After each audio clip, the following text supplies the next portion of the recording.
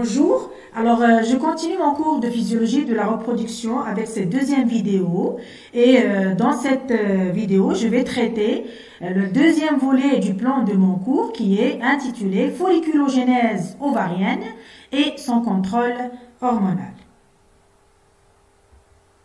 Alors on a deux processus importants dans l'ovaire des mammifères. On a l'ovogénèse, c'est un ensemble de processus qui aboutissent à la formation et le développement des ovocytes qui sont fécondables. Et le deuxième phénomène, le deuxième processus, c'est intitulé la folliculogénèse.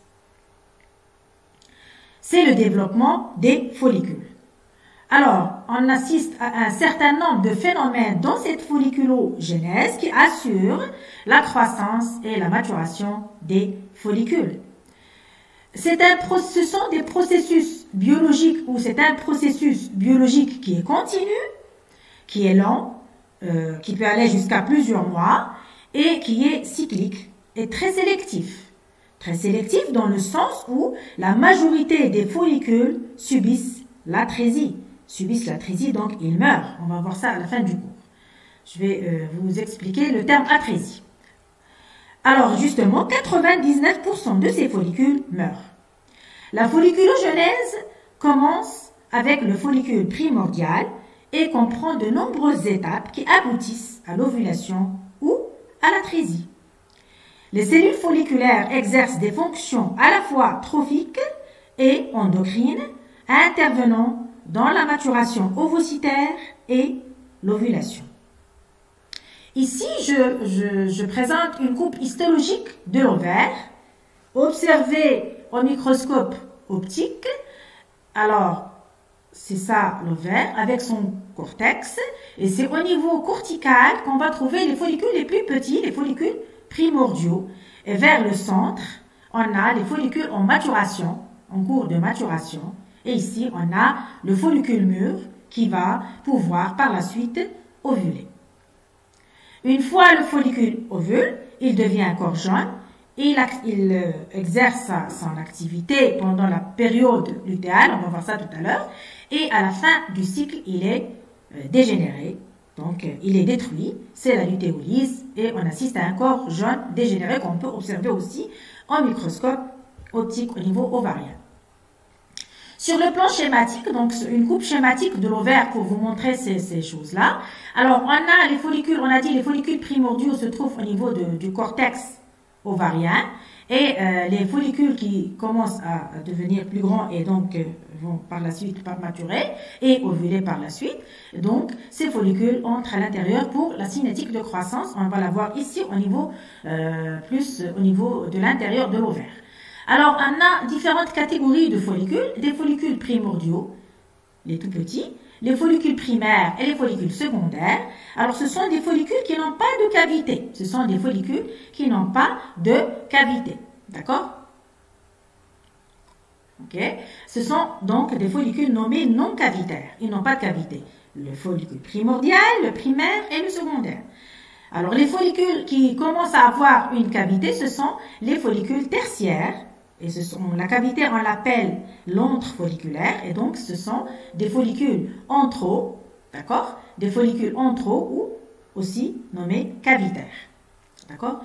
On a donc ici le follicule tertiaire qui va devenir mature et devenir le follicule de De Graaf qui par la suite, il va ovuler. D'accord? Lors de l'ovulation, on a l'expulsion de l'ovocyte. Et donc, une fois ovulé, il se lutéinise et se transforme en corps jaune. Le corps jaune reste actif, puis à la fin du cycle, il est détruit et il devient le corpus albicans. D'accord? Le corps blanc. C'est le corps blanc. Alors, ces follicules, on va les présenter sur le plan histologique pour voir la différence, les différents types de follicules. On a des follicules qui n'ont pas de cavité, comme j'ai dit tout à l'heure, et donc qui sont sains, c'est-à-dire qu'ils ont l'entité, toute la totalité des couches des cellules de granulosa, hein, qui sont à l'état normal et bien sûr à l'état actif. Et donc, Voilà, donc ça c'est un follicule normal. Ensuite, on a à la base, on a la lame basale et on a en dessous la granule, à savoir que la granulosa c'est un tissu épithélial. Et en dessous, on a le tissu conjonctif qui, dans le cas du follicule ovarien, s'appelle la thèque interne. Et en dessous, on a la thèque externe. D'accord? Une thèque interne qui est vascularisée, qui est riche en vaisseaux sanguins, une thèque externe qui est fibreuse, et la granulosa n'est pas vascularisée, comme vous le savez. On a vu ça en histologie, dans le cours d'histologie en première année, que c'est un tissu épithélial, donc le tissu épithélial n'est pas, bien sûr, le tissu épithélial n'est pas vascularisé. Et ici, on a l'ovocyte. C'est un follicule qui est sain. Il a toute son entité de granulosa. Alors, le follicule préovulatoire sain, il est tertiaire, donc cavitaire, d'accord? Alors, on a une grande cavité ici, ok? Ça, c'est l'ovocyte qui est entouré par la zone pellucide. Ça, c'est le noyau de l'ovocyte. Et ça, c'est le gamète femelle, donc c'est l'ovocyte. C'est son noyau. Et il est entouré de cellules folliculaires. Ce sont les cellules granuleuses, les cellules de la granulosa. Ici, ils sont appelés le cumulus cette zone est appelée le cumulus euphorus. Et ici, ça s'appelle la zone de la corona radiata. D'accord? Et autour, on a une sorte de bande circulaire autour de l'ovocyte qui s'appelle la zone pellucide. D'accord? Sachant que à ce stade-là, l'ovocyte est bloqué au stade ovocyte 2. La méiose est bloquée au stade ovocyte 2. D'accord? Justement,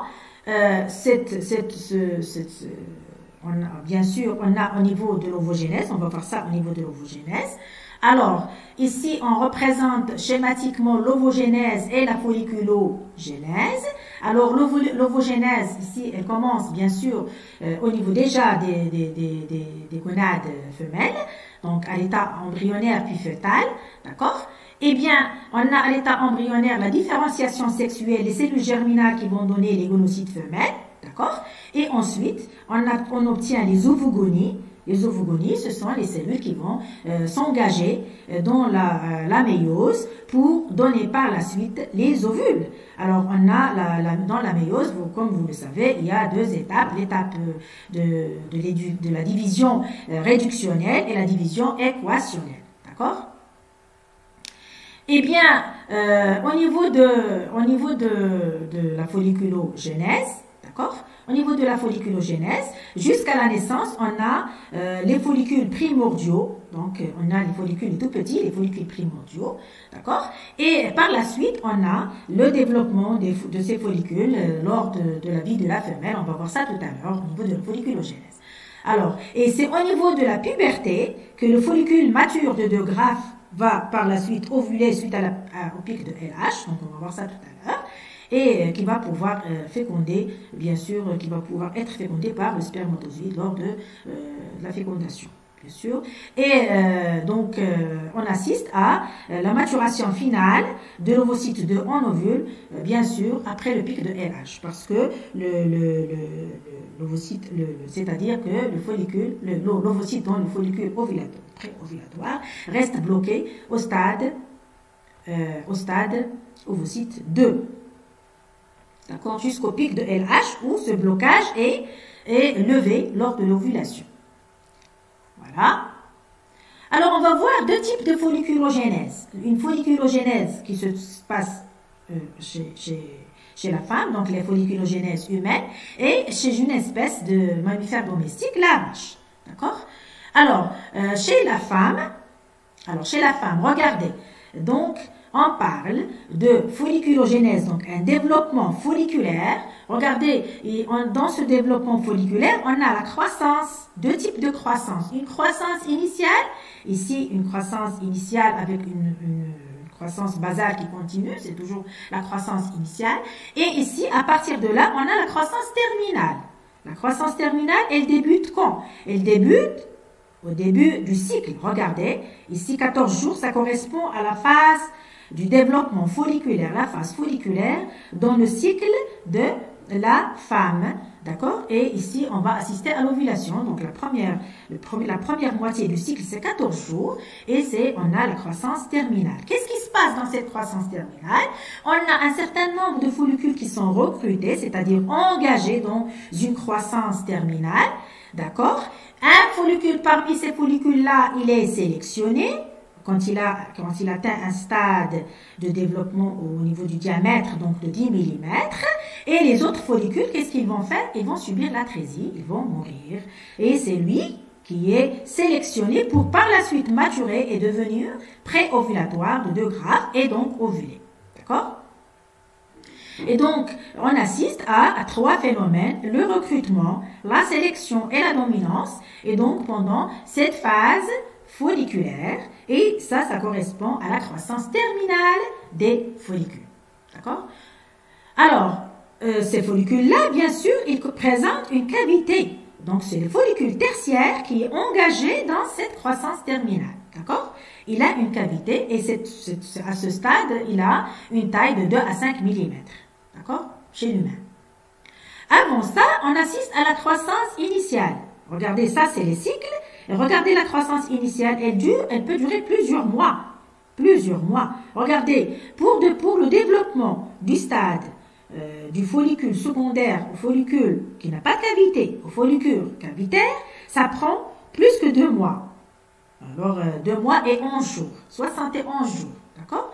Et pour le passage du follicule primaire au follicule secondaire, d'accord? Le follicule primaire, il a 2,5 microns. Il a besoin de plus de 4 mois, 120 jours. D'accord? Ça se passe au niveau de l'ovaire. D'accord? Et bien sûr, avant ça, on a le développement du follicule primordial.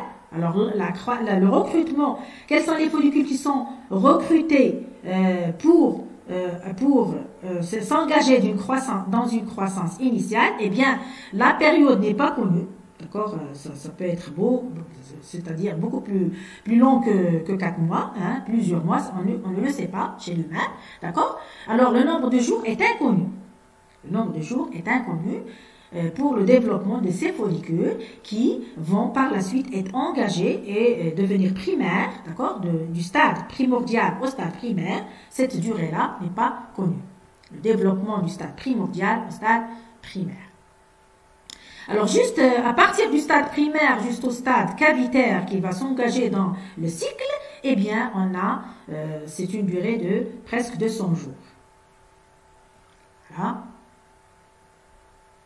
Maintenant, chez la vache, eh bien, la croissance terminale, ici le jour 1, la croissance terminale, c'est au niveau du cycle, d'accord? La phase folliculaire du cycle dure 17 jours, et ça c'est la phase lutéale.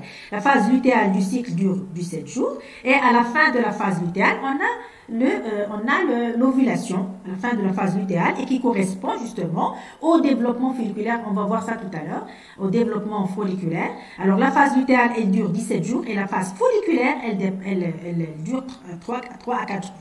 Et donc, la durée du cycle est de 21 jours. Pour le moment, retenez que la croissance terminale se fait donc pendant cette période-là. Regardez, pour passer du follicule cavitaire antral jusqu'au follicule ici plus mature, eh bien, ça prend une dizaine de jours. Et du follicule mature au follicule pré-ovulatoire, alors ça, c'est des illustrations schématiques, bien sûr. D'accord? Et donc, ça prend 7 jours. Alors ça correspond, les chiffres ici correspondent aux tailles, et donc ça c'est le diamètre du follicule. Alors, à ce stade pré-ovulatoire, le follicule, il mesure de 13 à 16 mm, il a 3 à 4 mm au stade qui n'est pas pré-ovulatoire, donc un stade moins développé, et donc 3 à 4 mm. Okay? Et le follicule antral, c'est 25 microns. D'accord? Il a 25 microns. Et donc, ça prend 1 mois pour passer du follicule pré-antral, donc pré-cavitaire, au follicule cavitaire, pour donner donc une taille de 25 microns. Ça prend 1 mois. D'accord? Voilà. Et au stade pré-antral, il a 0,1 micron. Ça, c'est des microns ici. Hein. Ok. Ici, c'est des millimètres. Voilà.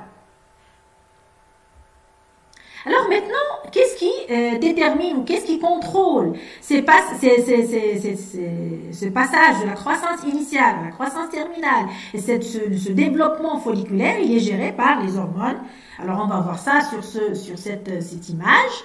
Eh bien, on a représenté schématiquement un ovaire, ça c'est l'ovaire, qui contient un ensemble de follicules. Regardez, avant cette ligne-là verticale, il y a des follicules qui n'ont pas de cavité. La cavité, je vais les représenter en jaune. L'antre folliculaire, ou antre en anglais, l'antre, je vais les représenter en jaune. D'accord? Et donc ici, c'est des follicules qui n'ont pas de cavité. Chez toutes les espèces, ils ont moins de 200 microns. D'accord? Les follicules qui n'ont pas de cavité. Et à partir de ce stade-là, donc à partir de 200 microns, ces follicules vont commencer un développement folliculaire jusqu'à la croissance terminale. C'est-à-dire qu'avant ça, on a la croissance initiale des follicules et qui peut durer jusqu'à 6 mois. Ça dépend des espèces. Alors j'ai donné ici des titres d'exemple, à titre d'exemple, pour cette phase-là, donc la croissance terminale, et je répète, la croissance terminale, on est dans le cycle, d'accord? Alors chez la femme, elle dure 14 jours, chez la brebis, donc en anglais, chez la brebis, c'est 2 à 3 jours, cause la vache, c'est 5 à 5 jours, et chez la femelle du rat, donc la rate, 4 à 5 jours, d'accord? Qu'est-ce qui régule l'entrée en croissance initiale et terminale? Eh bien, au niveau de la croissance terminale, ce sont les hormones gonadotropes. La croissance terminale, j'ai dit ici, gonadotropie dependency, c'est-à-dire que cette croissance terminale dépend des hormones gonadotropes. D'accord? Alors, chez la femme, le follicule passe en croissance terminale quand il a à peu près 5 mm, chez la brebis 2 à 3 mm, chez la vache 5 mm et chez la rate 200 microns. D'accord? Donc là, ça dépend des espèces. D'accord? Quelles sont ces hormones gonadotropes qui interviennent dans ce développement folliculaire? Eh bien, c'est la FSH et la LH. D'accord? Qui gère, qui contrôle l'entrée en croissance terminale des follicules. Avant ça, ce sont d'autres facteurs qui interviennent. Certains sont connus comme le GDF, c'est un facteur de croissance et de différenciation type 9, le facteur de croissance et de différenciation, growth c'est croissance, différenciation type 9, le GDF9, et qui est produit par l'ovocyte, qui est sécrété par l'ovocyte. Un autre facteur, le stem cell factor ou KIT ligand, qui est exprimé aussi par les cellules de granulosome. Ça, c'est connu. Mais dans cette période-là, on pose des hypothèses. Probablement, d'autres facteurs peuvent intervenir, comme le FGF, le EGF, Epidermal Growth Factor, le facteur de croissance épidermique, et le facteur de croissance insulinique type 1 aussi. Donc, il y a ici des hypothèses. Voilà. Alors maintenant, on passe à cette croissance terminale des follicules et donc on va s'engager dans l'explication de ce qui se passe au niveau du cycle. D'accord? Alors, croissance terminale des follicules, on assiste dans cette croissance de de follicules à des vagues de croissance folliculaire. Qu'est-ce que ça veut dire? Une vague, elle contient 3 phases. D'accord? La phase de recrutement, la phase de sélection et la phase de dominance. Qu'est-ce que ça veut dire recrutement? C'est l'entrée en croissance terminale de la cohorte. La cohorte, c'est le groupe de follicules qui dépendent de gonadotropies, qui vont dépendre des gonadotropies. Un follicule ou plusieurs selon l'espèce est sélectionné, c'est la sélection. Donc, c'est l'émergence. L'émergence, c'est-à-dire la sélection, ou entre guillemets le choix d'un follicule ou plusieurs follicules, ou des follicules ovulatoires parmi les follicules qui sont recrutés. D'accord? Un follicule chez les espèces mono-ovulatoires, comme par exemple la femme et la vache, plusieurs follicules chez les espèces polyovulatoires, par exemple le rat, la souris. D'accord? Et la phase de dominance, une fois le follicule il est sélectionné, il continue sa croissance et il domine les autres follicules. Et c'est lui qui est éligible pour l'ovulation et donc qu'est-ce qu'il va faire pour les autres follicules? Il va dominer les autres follicules. Il a donc un impact sur les autres follicules qui vont régresser. Et donc, on assiste à la régression des follicules qui ne sont pas sélectionnés. Et donc, ils vont mourir par le phénomène d'atrésie que je vais expliquer tout à l'heure. Je représente ici une illustration schématique de la croissance terminale des follicules chez la vache. Donc, des vagues, on a des vagues de croissance folliculaire. Chez la vache, la durée de cycle est de 21 jours. Regardez, on le commence par ici, 1. Donc, on n'a pas mis l'échelle, donc on l'a arrêté ici pour montrer juste donc, les 3 premiers jours, puis jusqu'à 18 jours, 17-18 jours. Alors, la phase lutéale, elle dure autour de 17 jours. Ensuite, on assiste à la phase folliculaire, qui commence ici. Et à partir de là, cette phase folliculaire, on l'a reprise ici dans l'autre sens, dans l'autre bout. Alors, c'est juste pour expliquer. Donc, voilà. Donc, ça, c'est la phase lutéale. Et ça, c'est la deuxième partie de la phase folliculaire. Et donc, c'est toujours la phase folliculaire. Voilà. Donc, au niveau de cette phase lutéale, on va voir qu'il y a des vagues de croissance folliculaire. Alors, une vague, c'est ça, tout ça. Ça, c'est une vague. Et ça, c'est la deuxième vague. D'accord? Eh bien, cette première vague contient, comme on a dit, 3 phases: recrutement, sélection, dominance. Eh bien, c'est ça. Un ensemble de follicules que j'ai représentés en petits disques noirs qui sont recrutés R pour recrutement. D'accord? Ils commencent à subir une croissance terminale. Ils augmentent de taille. Et bien sûr, la granulosa commence à ses mitoses et donc augmentation du nombre de cellules de granulosa au niveau du follicule. D'accord? Et à un moment donné, un follicule parmi ces groupes de follicules, ce groupe de follicules est sélectionné. Une fois il est sélectionné, il va influencer les autres dans le sens qu'ils vont régresser. Et donc, ces follicules-là vont régresser et lui, il va continuer sa croissance. C'est-à-dire, donc S pour sélection, c'est-à-dire qu'il va augmenter de taille et bien sûr, beaucoup plus de cellules de granulosa au niveau de la couche interne ici, au niveau de la couche de granulosa. D'accord? Et il continue sa maturation. Mais, selon ce qui se passe au niveau du sang, selon l'environnement endocrinien, soit ce follicule, il va ovuler, soit il n'ovule pas. Eh bien, dans cette circonstance-là, il ne va pas ovuler. Pourquoi il ne va pas ovuler? Parce que pendant cette phase-là, il y a un corps jaune qui est actif et qui sécrète la progestérone. Et la progestérone inhibe le pic de LH et donc ce follicule n'ovule pas. Voilà. D'accord? Donc, à la fin de la phase lutéale, une deuxième vague commence. D'accord? Un groupe de follicules est recruté, un seul est sélectionné, il inhibe les autres, d'accord, qui subissent l'atrésie, et lui, il continue sa maturation. Donc, il devient, je vais aller dans l'autre bout de la représentation, et il devient, qu'est-ce qu'il devient? Follicule ovulatoire, c'est lui qui va ovuler, d'accord? Pourquoi ici il ovule et pas ici? Parce que ici, qu'est-ce qui se passe? Le corps jaune, il va régresser, le corps jaune. Il va être détruit. C'est la lutéolyse. Lyse pour destruction et lutéo pour corps jaune. Parce que le corps jaune s'appelle, les termes latins, c'est corpus luteum. Et c'est de cette appellation latine du corps jaune qu'on a ce terme, la lutéolyse. D'accord? La lutéolyse, c'est la destruction du corps jaune. Une fois le corps jaune détruit, il ne sécrète plus de progestérone pendant cette phase. S'il ne sécrète plus de progestérone, et donc cette inhibition du pic de LH est levée. Il n'y a plus d'inhibition du pic de LH au niveau hypophysaire. Et donc, il va y avoir le pic de LH, on va le voir dans l'autre bout, il va y avoir le pic de LH et donc ce follicule peut ovuler parce qu'il n'y a pas de corps jaune actif. Il n'y a plus de corps jaune actif, il est détruit. D'accord? Il est détruit. D'accord?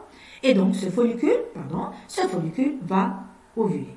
Juste avant l'ovulation, la femelle présente ce que l'on appelle le comportement de l'œstrus. L'œstrus, c'est la période de chaleur. Juste avant l'ovulation, il y a la période de chaleur. Et justement, c'est pour ça que chez ces espèces-là, on parle de cycle œstral ou aussi appelé cycle œstrien. On va voir ça plus précisément et plus en détail dans la vidéo prochaine. D'accord? Donc, la vache, elle a un cycle œstral qui est marqué.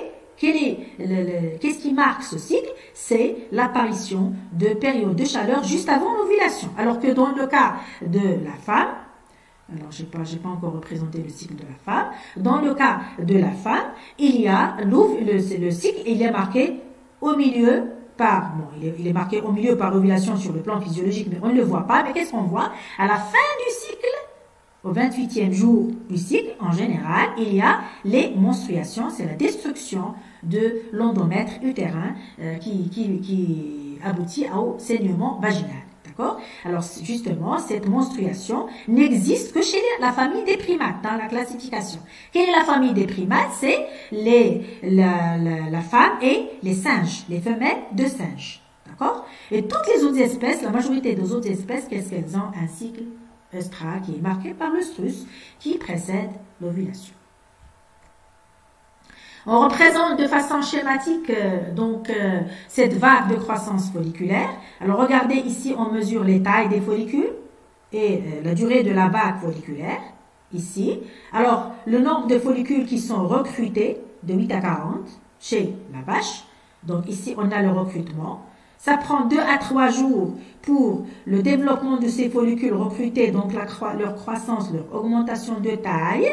Un follicule est sélectionné. Une fois il est sélectionné, il continue sa croissance au niveau de la taille et bien sûr de l'épaisseur de la granulosa au niveau à l'intérieur du follicule, de l'hémitose, c'est-à-dire il y a plus de cellules de granulosa au niveau du follicule, d'accord? Donc plus d'activité, c'est-à-dire plus d'activité de synthèse d'hormones. Donc on va voir ça tout à l'heure. Il continue sa croissance, c'est la phase de dominance. Et une fois, bien sûr, il domine, qu'est-ce qu'il domine? Il domine les autres follicules qui ont arrêté leur croissance ici, et ils arrêtent leur croissance, donc leur taille diminue. C'est ce qu'on voit ici. La taille diminue et par la suite, ils vont mourir dans le stroma ovarien. Voilà. Et donc ça, c'est une vague folliculaire chez la vache. D'accord? Elle dure 7 à 10 jours. Et remarquez ici que cette vague folliculaire, première vague folliculaire, la deuxième vague folliculaire, c'est-à-dire dans le cycle, ici je représentais une vache qui a 2 vagues folliculaires. Ça existe des vaches qui ont une seule vague folliculaire. Une seule vague folliculaire. Et aussi des vaches qui ont 3 vagues folliculaires. Mais en moyenne, la majorité, c'est des vaches à 2 vagues folliculaires. D'accord? Au niveau du cycle. Maintenant, quels sont les paramètres hormonaux, c'est-à-dire les régulateurs hormonaux des différentes phases de cette vague folliculaire? La régulation de la phase d'abord de recrutement, ensuite on va voir la régulation de la sélection, ensuite la régulation de la phase de dominance. D'abord le recrutement, d'accord? Alors, ici je représente schématiquement l'hypophyse lors du recrutement. L'hypophyse, et ici je représente schématiquement les ovaires, les 2 ovaires, d'accord? Et à l'intérieur, les follicules qui sont présents au niveau du recrutement. Regardez, ces follicules la majorité sont sains, ces follicules qui sont recrutés. Alors, je représente par des ronds plus chiffonnés, hein, donc froissés, les follicules qui sont atrésiques. Donc, la majorité des follicules sont sains, d'accord? Ces follicules sont recrutés, bien sûr, à l'état sain. Ils continuent leur croissance. Ils sont bien sûr recrutés. Ils vont démarrer une croissance. Alors, qu'est-ce qui se passe au niveau des hormones? Eh bien, à ce moment-là, il y a beaucoup de FSH qui est sécrété au niveau hypophysaire et qui stimule la croissance de ces follicules recrutés. Eh bien, c'est l'effet FSH, c'est l'effet indirect sur le nombre de follicules qui quitte la réserve des follicules dormants. Quitte la réserve, c'est-à-dire recruter, parce qu'il y a tout un stock, il y a des millions de follicules à la naissance chez la femme, par exemple, et quand on regarde le nombre d'ovulations qu'elle a fait toute sa vie, la moyenne, c'est 400 ovulations. D'accord? Il y a toute une réserve de millions de follicules ovariens, d'accord, lors de la puberté. Et donc, bien sûr, il y a un certain nombre de follicules qui, chaque jour, vont quitter cette réserve de follicules pour subir une croissance au niveau de cette croissance terminale, au niveau du cycle. D'accord? Et comment se manifestent les effets FSH? Par la prolifération des cellules de la granulosa. Il stimule l'activité enzymatique de la cellule de granulosa pour la synthèse de stradiol. L'enzyme, c'est l'aromatase. On va voir ça tout à l'heure. Et donc, on a déjà vu aussi dans la première vidéo la biosynthèse des hormones stéroïdes. Donc, c'est la même cascade de biosynthèse. Et donc, au niveau de la cellule de granulosa, c'est la testostérone qui vient de la cellule de la thèque interne et passe dans la granulosa pour être aromatisée en estradiol. D'accord? Et ça, c'est régulé par la FSH. D'accord? La FSH stimule aussi la production d'inhibine et inhibe l'expression des protéines de liaison du facteur de croissance insulinique, IGF. D'accord? Protéines de liaison. Si elle inhibe l'expression des protéines de liaison, ça veut dire quoi? Eh bien, ça veut dire que inhibe, c'est-à-dire qu'il va y avoir une augmentation de biodisponibilité de IGF. Il va y avoir plus de IGF libre. Il n'est pas lié aux protéines de liaison. Et donc, cet IGF va exercer un effet paracrine et autocrine. Et donc, ça va augmenter la sensibilité à la FSH, c'est-à-dire qu'il va potentialiser l'effet de FSH sur ces follicules qui sont recrutés. D'accord? Et bien sûr, un autre effet de FSH, il stimule la production d'inhibine, et donc l'inhibine, elle est sécrétée par ces follicules recrutés, et cette inhibine exerce, comme les follicules sont de petite taille, il y a très peu de cellules de granulosa il n'y a pas beaucoup de cellules de granulosa au niveau de la couche de granulosa, d'accord, c'est de tout petits follicules, et donc ces follicules stimulés par la FSH, en fait, il y a quand même une masse de cellules de granulosa, mais cette stimulation de FSH permet une sécrétion d'inhibine et de stradiol en faible quantité. Vous allez voir ça. Pourquoi je dis ça? Pour les comparer par rapport au follicule qui est plus grand. Regardez, les follicules ovulatoires, la flèche est encore plus épaisse, c'est-à-dire beaucoup plus de stradiol et beaucoup plus d'inhibine. D'accord? Voilà, donc ces faibles quantités quand même vont agir au niveau hypophysaire et donc ça reste quand même une grande sécrétion de FSH. C'est comme si c'était ça agit pas de façon importante sur la sécrétion de FSH. D'accord? Et donc, voilà, une fois ces follicules sont recrutés et commencent leur croissance grâce à la FSH, eh bien, un follicule parmi ces follicules-là est sélectionné. Alors, une fois un follicule sélectionné, je vais représenter les autres qui sont en train de mourir en atrésie, tout chiffonné. D'accord? Ici, tous les follicules étaient sains. Ici, un seul follicule est sain. D'accord? Voilà. Alors, il y a quand même une certaine quantité de stradiol et d'inhibine qui est plus importante ici parce qu'on a le follicule qui est de plus grande taille, qui est sélectionné, il sécrète plus de stradiol et l'inhibition est plus importante, si bien que la FSH diminue. La FSH ici diminue. Regardez, ici vous avez une grosse flèche et ici une petite, elle est plus fine, donc il y a moins de FSH, d'accord? Et qu'est-ce qui se passe au niveau de la régulation? Alors, au niveau de la régulation de cette sélection, au niveau de la sélection, il y a une variation de la sensibilité à la FSH, c'est-à-dire le follicule change sa sensibilité à la FSH. Il n'est pas aussi sensible au niveau du recrutement, d'accord? Et en plus, il y a le rétrocontrôle négatif de l'estradiol, de l'inhibine sur la FSH, d'accord? Alors, comment on peut expliquer cette sélection? Pourquoi ce follicule-là est sélectionné et pas les autres follicules? Jusqu'à présent, on ne sait pas pourquoi. Et depuis 2 décennies ou même plus, on n'a émis que des hypothèses. Et en général, les chercheurs émettent l'hypothèse d'un facteur local qui est produit par le plus gros follicule qui est sélectionné et qui inhibe la croissance des autres follicules recrutés. Et c'est ça qui, justement, permet le contrôle strict du nombre d'ovulations chez les espèces. D'accord? Le quota ovulatoire des espèces. Il y a une espèce qui va produire un seul ovule par ovulation. Il y a donc un follicule qui va ovuler, donc un follicule qui va ovuler, donc un ovule, d'accord? Une ovulation, une seule ovulation. Et il y a des des espèces qui vont produire plusieurs ovules, donc plusieurs follicules qui sont ovulatoires. Voilà. Et donc, c'est pour ça qu'on a des espèces mono et des espèces polyovulatoires. Maintenant, la dominance. Au niveau de la dominance, regardez, il y a beaucoup moins de FSH et beaucoup plus de LH. Le gros follicule exerce un effet inhibiteur grâce à l'estradiol et il inhibit beaucoup plus d'estradiol et sur la sécrétion surtout de FSH. D'accord? Il atteint une taille maximale. Tous les autres follicules, regardez, schématiquement, sont chiffonnés, donc ils sont atrésiques. Ça représente l'atrésie folliculaire. Et lui, il est sain. D'accord? Il atteint une taille maximale et tous les autres follicules, ils deviennent atrésiques. C'est l'atrésie des autres follicules qui sont plus petits que lui. Et donc, ils deviennent atrésiques, ils vont mourir. Comment on explique cette dominance? Comment on explique, c'est-à-dire physiologiquement cette dominance? Eh bien, les besoins du follicule dominant en FSH sont réduits. Il n'a plus besoin de beaucoup de FSH, il a beaucoup plus besoin de LH. Et il se prépare justement au pic de LH et à l'ovulation. C'est le pic de LH qui donne l'ovulation, qui provoque l'ovulation. Et comment il se prépare? Il va acquérir des récepteurs à la LH au niveau des cellules folliculaires, au niveau particulièrement des cellules de la granulosa.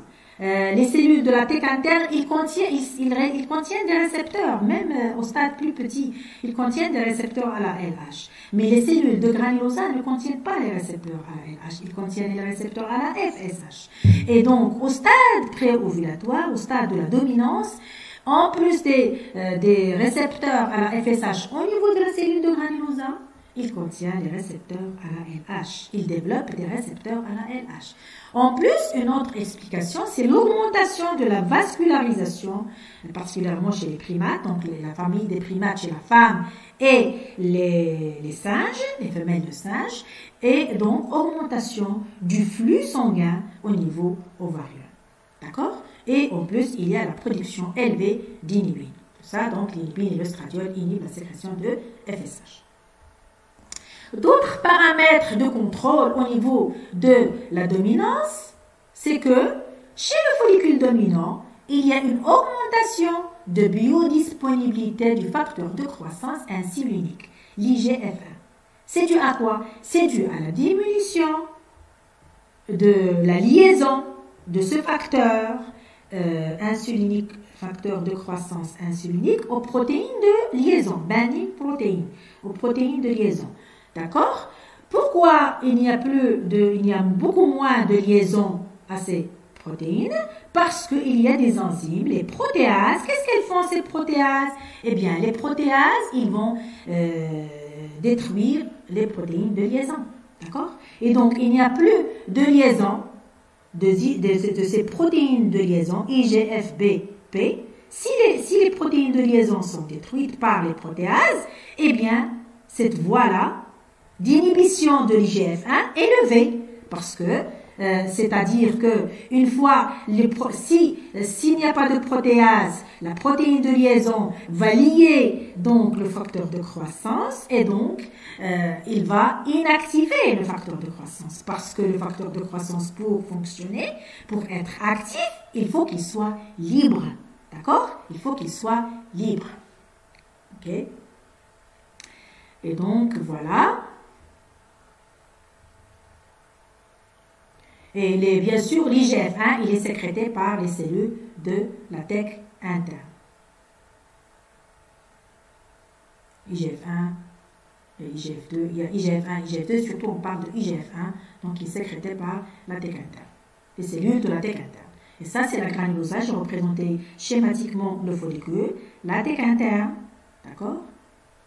Ici, on a la vascularisation, c'est le réseau rose, là, c'est la vascularisation. Et donc, ça, c'est la tête interne. Okay. Ça, c'est la granulosa.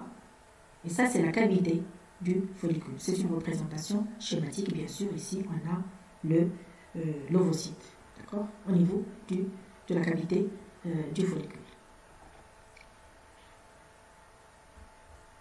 Alors, on passe maintenant, depuis tout à l'heure, on parle de l'atrésie folliculaire. On va définir qu'est-ce que c'est l'atrésie folliculaire.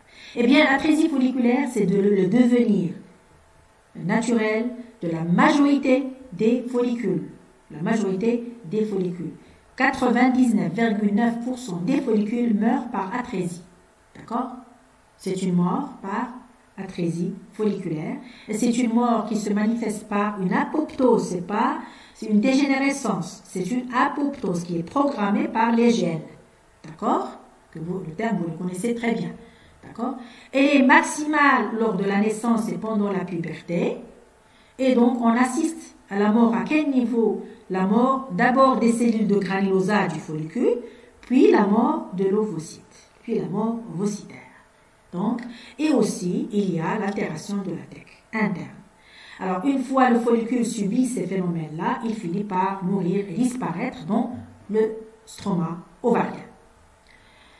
Alors, la régression du follicule jusqu'à sa disparition, c'est ce qu'on aboutit, c'est le devenir de ces phénomènes-là. Et comment elle se manifeste sur le plan morphologique? Eh bien, on a la diminution de la taille, l'accumulation de pycnose, et au niveau fonctionnel, la diminution de l'activité enzymatique de l'aromatisation, qui est l'aromatase, l'enzyme aromatase. Où est-ce qu'elle se trouve? Au niveau des cellules de granulosa. Donc, les cellules de granulosa diminuent leur activité de l'aromatase, et donc il y a beaucoup moins, c'est-à-dire la sécrétion d'œstradiol diminue, parce que l'aromatase, elle joue pour la transfert, au niveau de biochimique, c'est le transfert, la transformation de la testostérone en œstradiol. D'accord? Et donc, voilà, c'est comme ça qu'il meurt sur le plan morphologique et physiologique. L'accumulation de pycnose, c'est quoi ces pycnoses? On va l'expliquer sur le schéma ici. Alors ça, c'est un follicule de vache observé au microscope optique. Eh bien, une partie du follicule, parce que c'est une portion, vous voyez bien que le follicule va continuer tout le tour là. Et ça, c'est la cavité. L'ovocyte entouré par les cellules folliculaires. D'accord? Et ça, c'est la granulosa. Et ça, c'est la tête interne, qui sont séparées par la lame, la membrane basale. La membrane basale. La granulosa, c'est le tissu épithélial, et ici, le tissu conjonctif, juste entre parenthèses. Eh bien, qu'est-ce qui se passe au niveau de l'atrésie folliculaire? Eh bien, des cellules commencent à mourir à partir de l'épithélium, ici, de la granulosa. Une fois elles meurent, elles perdent leur jonction communicante et jonction cellulaire avec les cellules voisines. Et qu'est-ce qui se passe? Ils vont partir dans la cavité du follicule. Regardez, on va trouver plein de cellules mortes à l'intérieur de la cavité, et ces cellules mortes s'appellent des pycnoses. On les appelle aussi cellules pycnotiques. D'accord? Et regardez ici, même l'ovocyte est détaché de la granulosa. Regardez ici, c'était le cumulus oophorus qui était plein de cellules tout à l'heure. Donc, on va le voir ici, là, sur le follicule sain, normal, on l'appelle aussi normal, sain ou normal, il n'est pas atrésique. Regardez, ça c'est le cumulé cellules du cumulus oophorus.